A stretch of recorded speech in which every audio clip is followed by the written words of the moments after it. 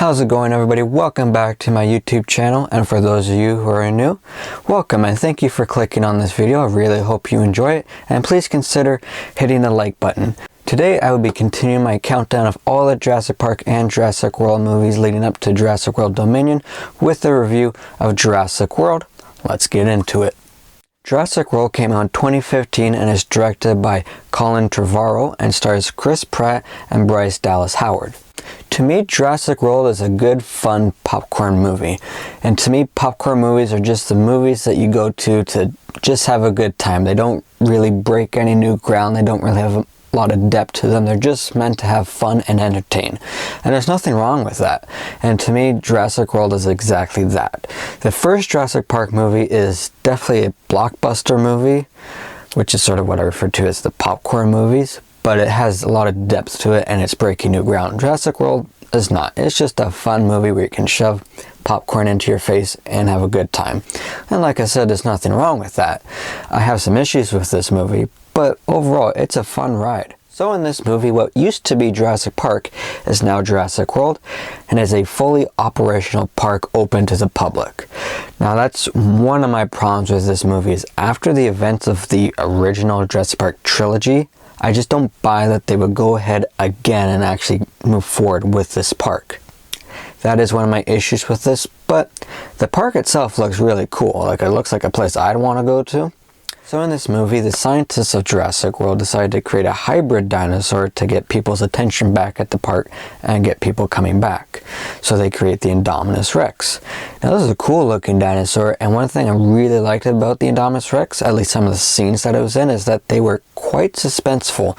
And I thought that this was the most suspenseful Jurassic Park or Jurassic World film since the first one. And I'm really glad that they were able to bring that element back to this franchise, because it wasn't as present, I felt, in either The Lost World, Jurassic Park, or Jurassic Park 3. So as I mentioned before, Chris Pratt and Bryce Dallas Howard are both in this movie. Chris Pratt is a raptor trainer, and as usual, he has a likable presence, and I always enjoy watching him on screen. Bryce Dallas Howard's character at the start was a little bland to me. She was just a scientist that was trying to find ways of boosting profits for the park. And that's one thing that I liked about the original film, is that John Hammond, who was the creator of Jurassic Park, was not all about getting profits. He wanted to show people the dinosaurs. He wanted everyone to see the dinosaurs. So I just found at the start her character was a little bland, but as the movie progressed, she became had more depth to her, I thought, when she was sort of developing a bit of a relationship with her nephews. She was sort of taking control, not just behind the scenes in a lab, but actually doing stuff out in the field where she normally wouldn't be. So I liked her more as the movie progressed. So like I said, this park creates the Indominus Rex, and eventually the Indominus Rex escapes from its enclosure. And pretty much all the scenes with the Indominus Rex I thought were very entertaining. The action was really good. I did feel they went a little overboard with all the things the Indominus Rex could do, because it's a hybrid of a bunch of different things, and I thought they went and did it just a bit too much that it was just not believable anymore. But overall, I enjoyed the Indominus Rex, and that part of the movie was definitely the most exciting during the first couple of acts with the Indominus Rex. But every so often they would cut back to the two kids, Bryce Dallas Howard's character's nephews, and I would start losing interest. It wasn't as interesting to me. Once they got into this ball ride, I'm not sure what it's called, but they're in this ball that goes through the dinosaurs that they control. That started getting more exciting because they ran into the Indominus Rex. So starting there, it got more interesting for me. Plus there's a subplot about this guy who wants to militarize the velociraptors. I didn't really care for that subplot, so when it cut back to that too, I sort of just went like, oh, alright, we're here again. So yeah, that I wasn't as interested in, but when they were back focused on the Indominus Rex or Chris Pratt's character with Bryce Dallas Howard's character, I was really invested. I quite like the raptors in this. They looked really good and they were cool. There's some really nice scenes with them.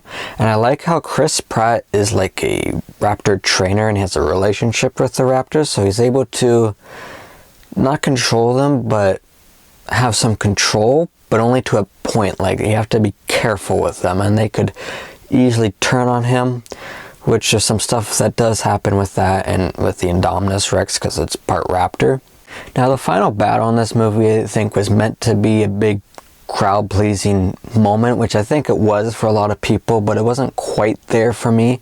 In the final battle, the Indominus Rex fights all the raptors and the T-Rex, which is cool. It's a big battle between dinosaurs and the T-Rex, and it's the same T-Rex from the original Jurassic Park. So that T-Rex and Blue team up and take the Indominus Rex down, with the Mosasaur also jumping out of the water at the end and taking the Indominus Rex into the water.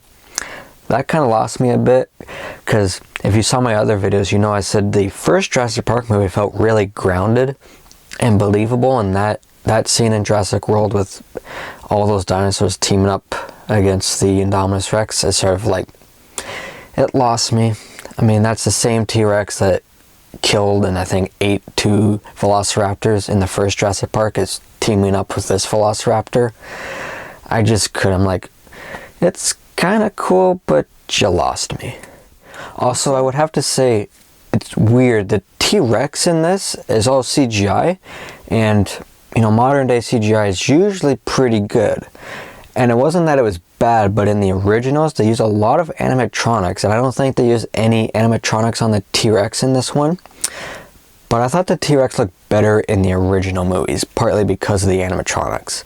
There were some times when I thought the CGI in the original ones was actually better than the 2015 one. So that kind of bothered me too. I just thought the T-Rex didn't look as good, which is really surprising considering technology is advanced since the original ones. So overall, this movie doesn't really break any new grounds within the Jurassic franchise. And it's just a fun popcorn movie, and I think that's what it set out to be, and it succeeded at that. So, Jurassic World, it's a fun movie. I would give it a 71%. It is good. I got some problems, but definitely a nice start to this new trilogy in the Jurassic franchise. So everybody, that's my review of Jurassic World. Thank you very much for watching. Stay tuned for my next review of Jurassic World Fallen Kingdom that should be out tomorrow. And if you like this video, please consider hitting the thumbs up button and subscribing. So until my next video, take care everybody.